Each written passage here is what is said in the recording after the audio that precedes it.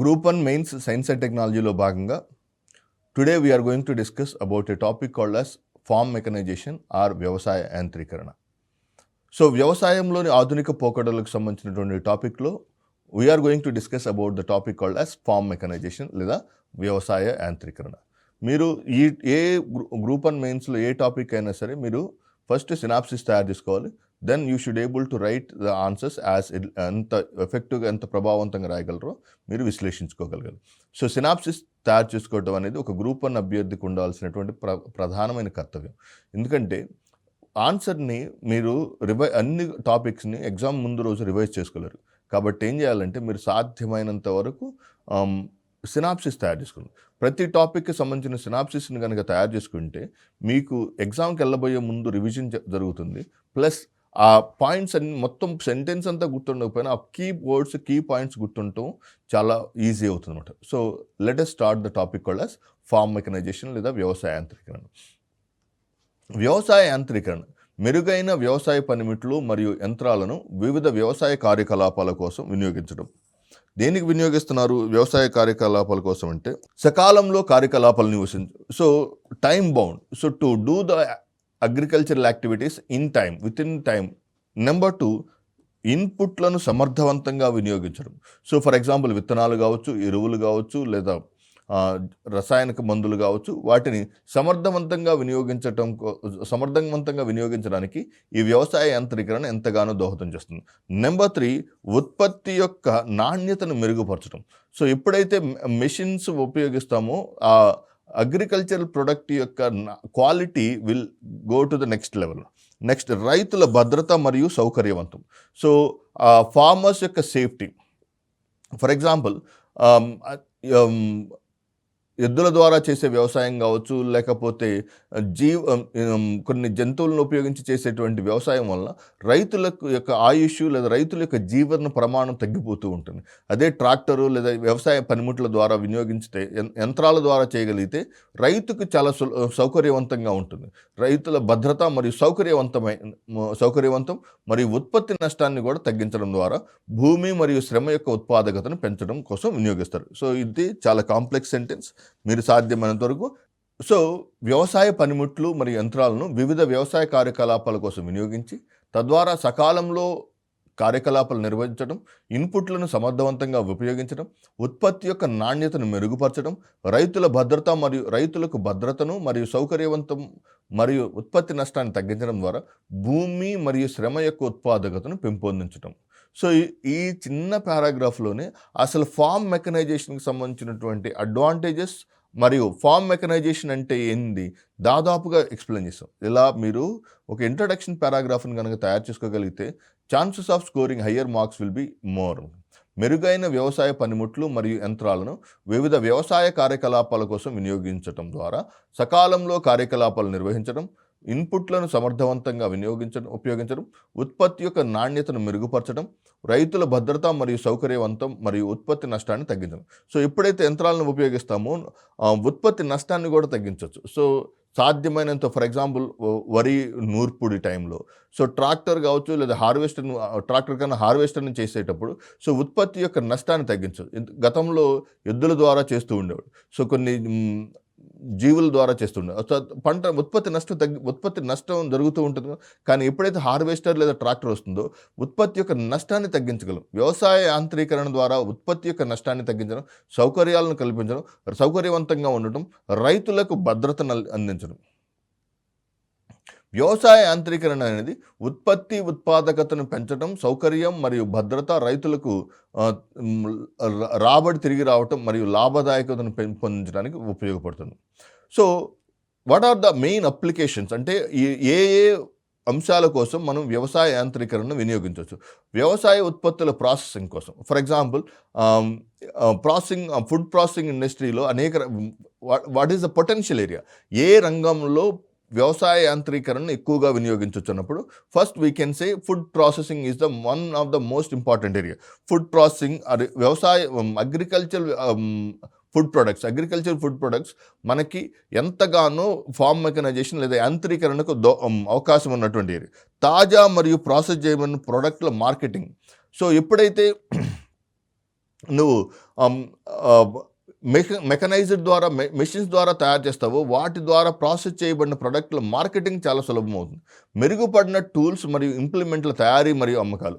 So tools, so for example ట్రాక్టర్ల యొక్క sales కావచ్చు, హార్వెస్టర్స్ యొక్క సేల్స్ కావచ్చు, ఆ ఇంప్లిమెంట్ల యొక్క తయారీ మరియు అమ్మకాలు. ఫర్ ఎగ్జాంపుల్ ఇక్కడ మీరు గమనించాల్సింది ఏంటంటే, సో ఫార్మ్ మెకనైజేషన్ అనేది డబుల్ ఎడ్జెడ్గా ఉండొచ్చు. ఫర్ ఎగ్జాంపుల్ ఎప్పుడైతే యంత్రాలను వ్యవసాయంలో వినియోగించడం జరుగుతుందో ఫస్ట్ థింగ్ ఏంటంటే అక్కడ ఉపాధి అవకాశాలు తగ్గిపోతాయి.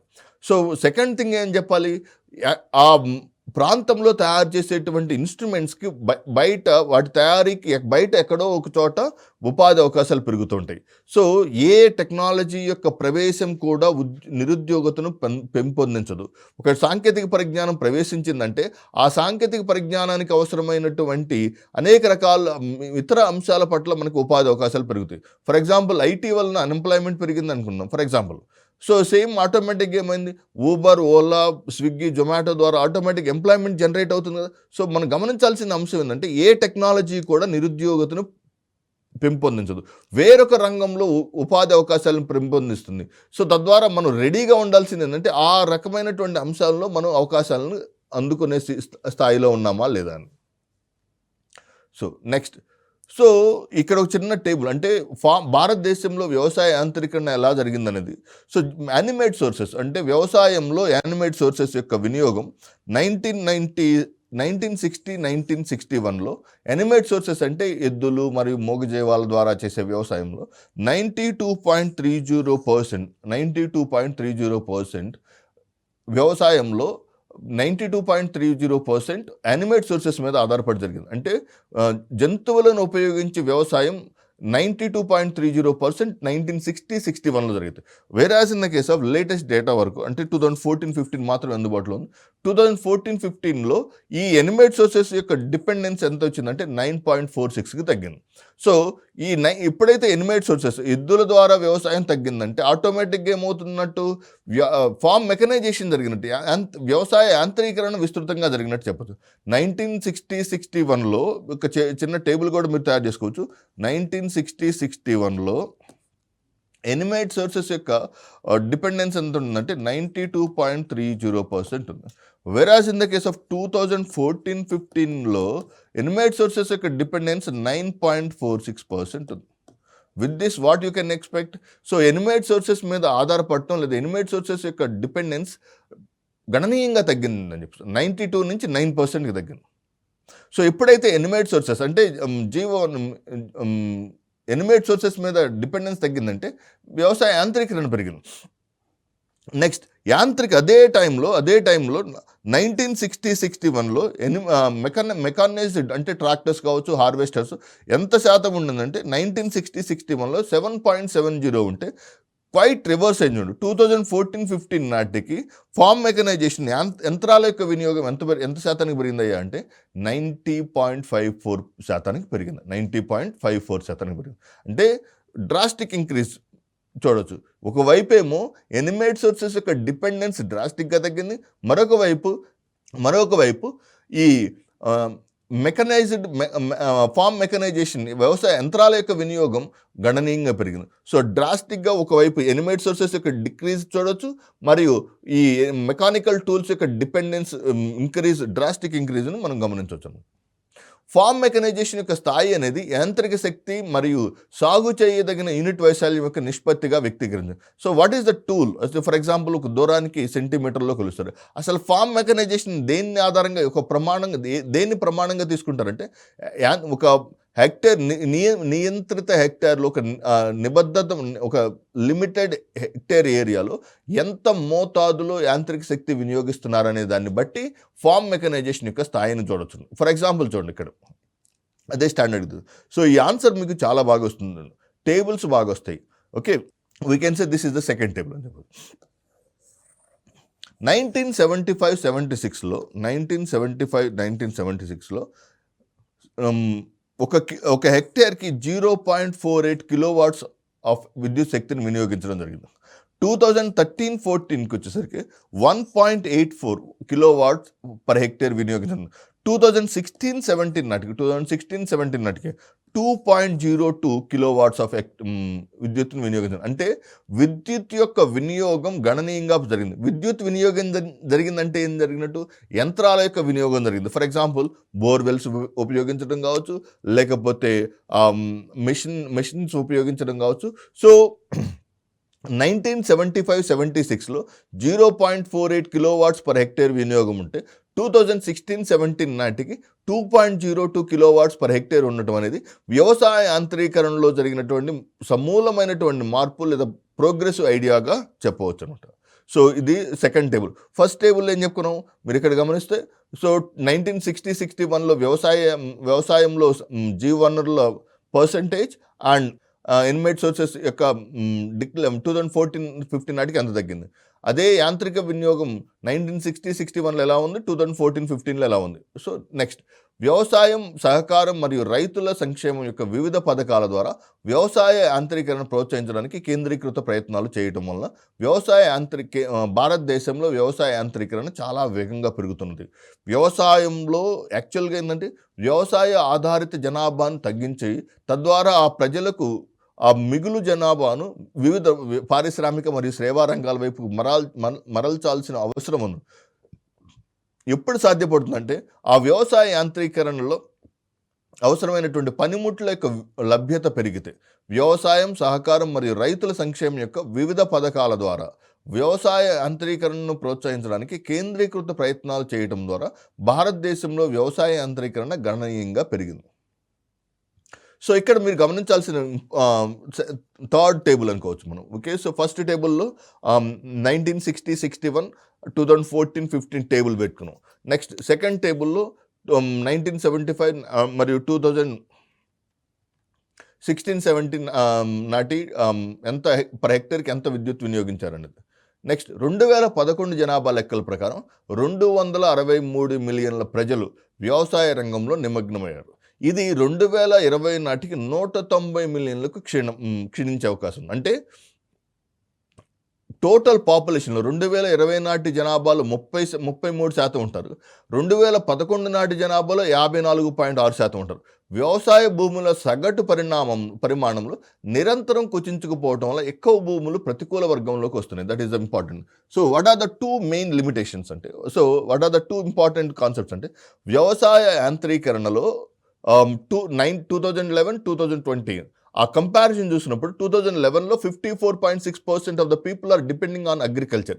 సో వాళ్ళు వ్యవసాయంలో నిమగ్నమై ఉన్నారు. అంటే దాదాపుగా సగానికి పైగా ఎక్కువ జనాభా.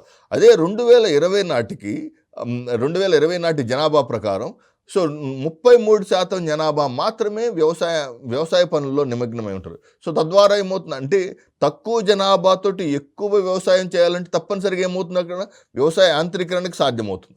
నెక్స్ట్, వ్యవసాయ భూముల యొక్క సగటు కమతాల యొక్క పరిమాణం, వ్యవసాయ భూముల సగటు పరిమాణంలో నిరంతరం కుచించుకుపోవటం వల్ల ఎక్కువ భూములు ప్రతికూల వర్గంలోకి వస్తున్నాయి. ఫర్ ఎగ్జాంపుల్, సో ఒక రైతు ఉన్నాడు, రైతుకి 2 పిల్లలు ఉన్నారు. సో 10 ఎకరాలు, సో 5 ఎకరాలు వచ్చింది. మళ్ళీ అతని 2 పిల్లలకి 2 పిల్లలు ఉన్నారు. సో కమతాల యొక్క పరిమాణం ఏమవుతుంది, 2.5 అవుతుంది. ఆ 2.5 నుంచి 1.25 నుంచి కమతాల యొక్క పరిమాణం తగ్గే కొంది ఈ వ్యవసాయ యాంత్రీకరణ విధానాల ద్వారా సాధ్యపడటం లేదు. సో యాంత్రీకరణ సాధ్యపడాలంటే కమతాలు పెద్ద స్థాయిలో ఉండాలి. ఎప్పుడైతే కమతాలు పెద్ద పరిమాణంలో ఉంటాయి, యాంత్రీకరణ చాలా ఎక్కువ స్థాయిలో ఉంటుంది. 2011 జనాభా లెక్కల ప్రకారం 263 మిలియన్ల ప్రజలు, 263 మిలియన్ల ప్రజలు ఎంత పర్సెంటేజ్ వీళ్ళంటే, మొత్తం జనాభాలో 54.6% జనాభా వ్యవసాయ పనుల్లో నిమగ్నమైనారు. అదే 2020 నాటికి ఇట్లా చిన్న టేబుల్ కూడా వేసుకోవచ్చు. 2011 జనాభాలో 54.6% అండ్ 2020లో 33%. So it is equivalent to 263 million and it is equivalent to 190 million. Okay, నిరంతరం. సో దీనికి వన్ మేజర్ ఇంపార్టెంట్ థింగ్ ఏంటంటే, కమతాల పరిమాణం గణనీయంగా తగ్గటం.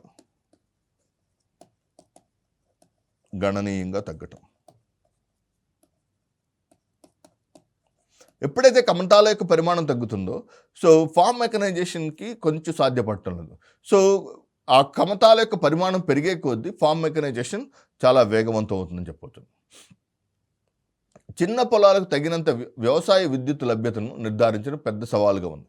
సో చిన్న ఫర్ ఎగ్జాంపుల్ కమతాల యొక్క పరిమాణం చిన్నగా ఉండటం వల్ల సో అక్కడ ఎంత మోతాదులో విద్యుత్ అవసరమవుతుందో ఆ అవసరమైనటువంటి విద్యుత్తును పంపించడానికి వ్యవసాయ మోటార్లు సో దానికి సంబంధించినటువంటి విద్యుత్ కనెక్షన్లు ఇవ్వటం చాలా సమస్యాత్మకంగా ఉంది.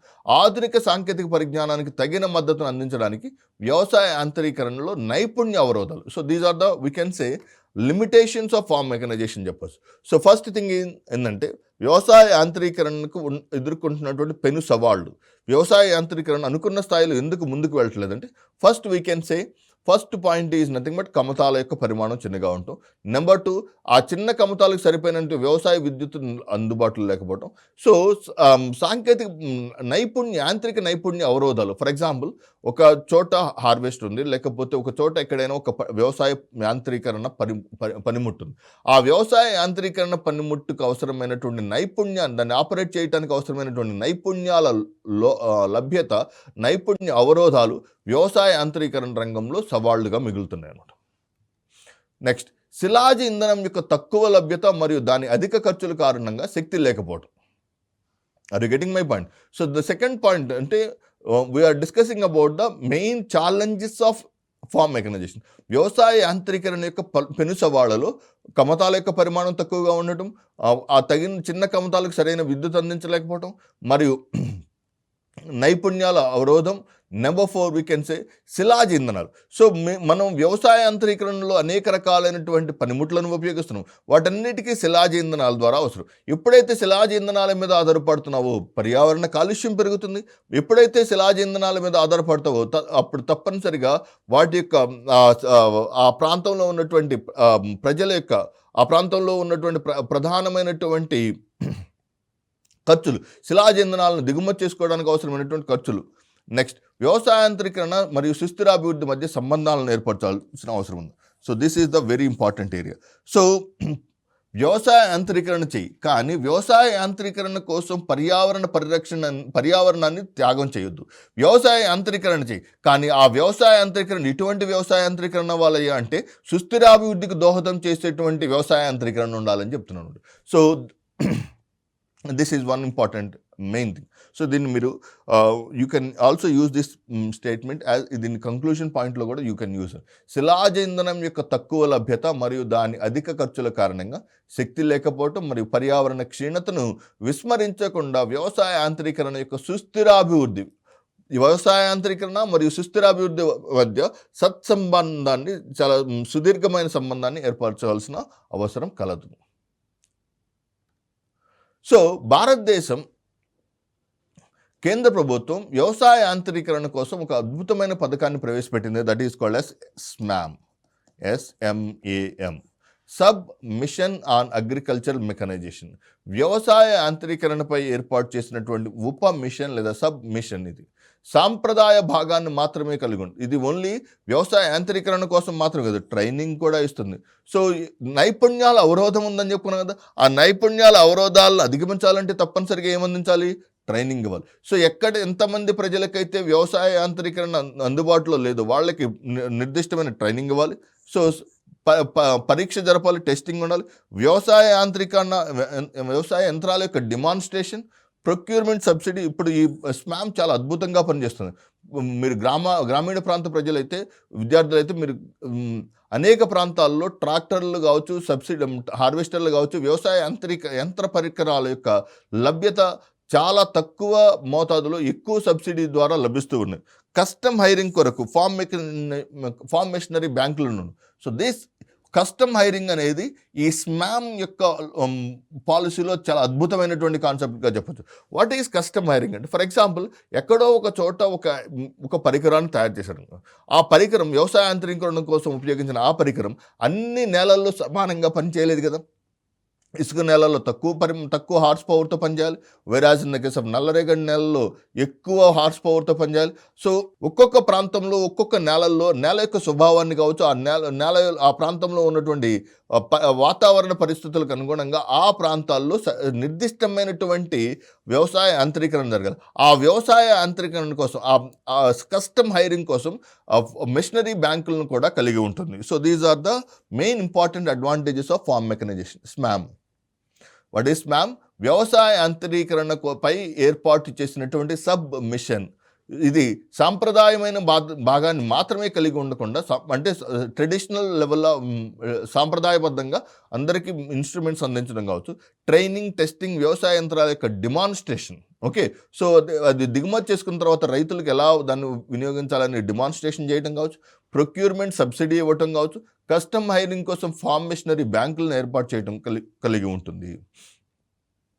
నెక్స్ట్, హైటెక్ హై ప్రొడక్టివ్ ఎక్విప్మెంట్లు కస్టమ్ హైరింగ్ మోడల్పై కేంద్రాలు. సో దీంట్లో hitech high productive equipment, so అత్యాధునిక సాంకేతిక పరిజ్ఞానాన్ని, అత్యాధునిక ఉత్పాదకతను అందించేటువంటి అనేక రకాలైనటువంటి ఇన్స్ట్రుమెంట్స్ దీంట్లో ఉంటాయి. ఫర్ ఎగ్జాంపుల్ డ్రిప్ ఇరిగేషన్ కావచ్చు, ఫర్ ఎగ్జాంపుల్ పాలీ హౌస్ల నిర్మాణం కావచ్చు. సో వ్యవసాయ యాంత్రీకరణలో టెక్నాలజీ ప్రవేశం, వ్యవసాయంలో టెక్నాలజీ ప్రవేశం ద్వారా, ఫర్ ఎగ్జాంపుల్ మీరు చూడండి, ఇజ్రాయెల్లో పంటల వినియోగానికి అనుకూలమైన నేల చాలా తక్కువగా ఉంది. కానీ why they are creating such miracles in agriculture? Because optimum utilization of the natural resources. వ్యవసాయంలో సాంకేతిక పరిజ్ఞానం ద్వారా సహజ వనరుల యొక్క యుక్తతమ వినియోగం జరుగుతూ ఉంటుంది. సో హైటెక్ హై ప్రొడక్టివ్ ఎక్విప్మెంట్లో కస్టమ్ హైరింగ్ మోడల్పై కేంద్రాలు మరియు చిన్న మరియు సన్నకారు రైతుల మధ్య తగిన వ్యవసాయ పరికరాల యాజమాన్యాన్ని సృష్టించడం కోసం. ఫర్ ఎగ్జాంపుల్, ఒక ట్రాక్టర్ కొనాలంటే ఎవరు కొనగలుగుతారు? ఏదో ఒక పెద్ద రైతు మాత్రమే కొనాలనేది ఒకప్పటి భావన. ఇప్పుడు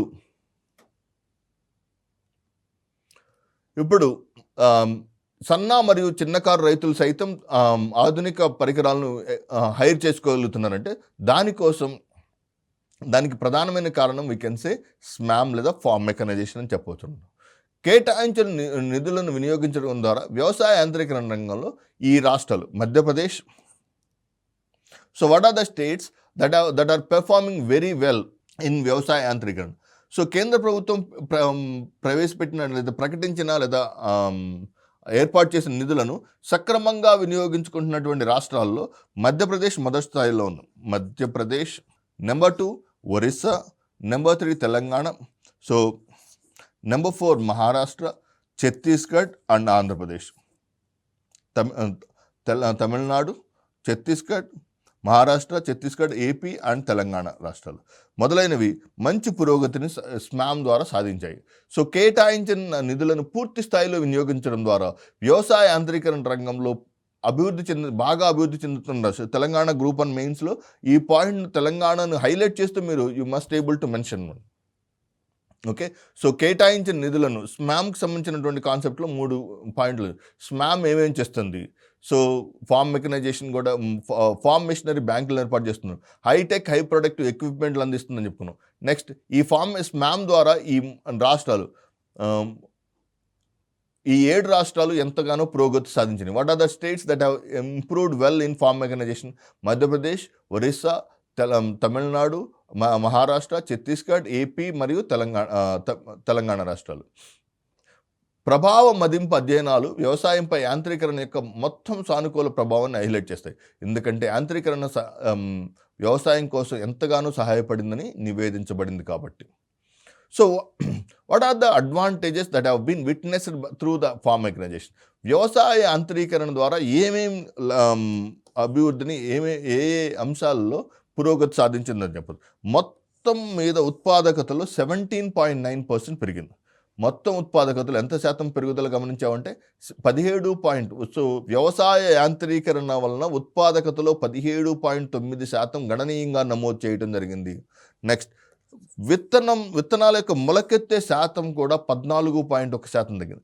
ఎందుకని? ఫర్ ఎగ్జాంపుల్, అరక ద్వారా పెట్టే విత్తనాలు కొంచెం తక్కువ లోతులో పెడతాయి. అదే ట్రాక్టర్ ద్వారా అయితే కొంచెం లోతుగా పడటం వల్ల విత్తనాలు మొలకెత్తడానికి ఎక్కువ శాతం ఉంటుంది.